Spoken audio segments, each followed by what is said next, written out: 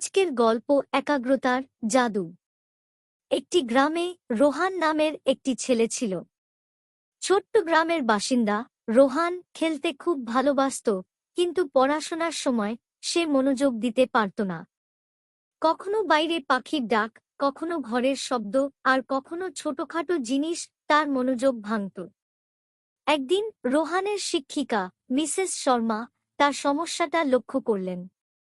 ক্লাসের পরে তাকে ডেকে বললেন, রোহান, আমি জানি তোমার মনোযোগ ধরে রাখা কঠিন, কিন্তু আমি তোমাকে একটা গোপন কথা বলছি, একাগ্রতা হলো জাদুর মতো। যদি তুমি কোনো একটা কাজের প্রতি মনোযোগ দাও, তাহলে তুমি যে কোনো কিছু অর্জন করতে পারবে। রোহান কৌতূহলী হয়ে বলল, ম্যাডাম, কিভাবে একাগ্রতা জাদু হতে পারে?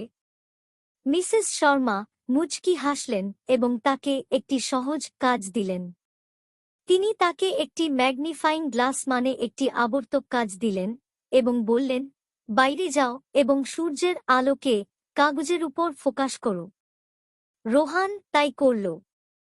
প্রথমে কিছুই ঘটল না, কিন্তু যখন সে সূর্যের আলোকে এক জায়গায় কেন্দ্রীভূত করল, ধীরে ধীরে কাগজটি পড়া শুরু করল।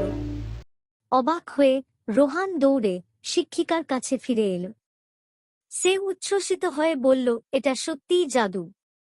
তখন মিসেস শর্মা বললেন, ঠিক সূর্যের আলো যেমন একটি স্থানে কেন্দ্রীভূত করলে তা আগুন ধরায়, তেমনি তুমি যখন তোমার মনকে কোনো এক বিষয়ে, যেমন পড়াশোনার দিকে কেন্দ্রীভূত করবে, তখন তুমি অসাধারণ ফলাফল দেখতে পাবে।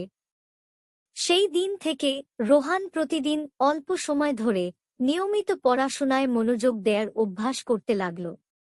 কিছুদিন পর তার পড়াশোনার ফলাফল ভালো হতে লাগল এবং সে আরও বেশি খেলাধুলার সময় পেতে শুরু করল, কারণ সে তাড়াতাড়ি তার কাজ শেষ করতে পারত। সত্যিই একাগ্রতার জাদু রোহানের জীবনকে বদলে দিয়েছিল।